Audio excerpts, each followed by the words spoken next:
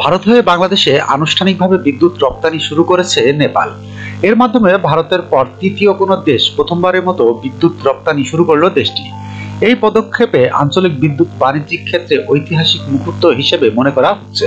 জানা গেছে, ত্রিপাক্ষিক চুক্তির অধীনে বাংলাদেশের কাছে 40 মেগাওয়াট বিদ্যুৎ রপ্তানি করবে নেপাল।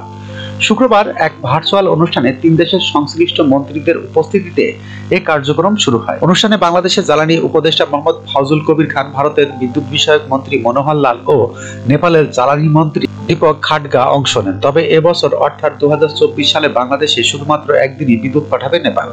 চুক্তি অনুযায়ী নেপাল প্রতি বছর 15 জুন থেকে 15 নভেম্বর পর্যন্ত ভারতের ভেতর সঞ্চালন লাইন দিয়ে বাংলাদেশে বিদ্যুৎ রপ্তানি করবে। প্রতি ইউনিট বিদ্যুতের দাম নির্ধারণ করা হয় 6.4 সেন্ট, অর্থাৎ 100 সেন্টে $1।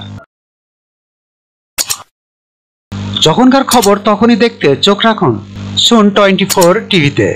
চ্যানেলটি সাবস্ক্রাইব করুন।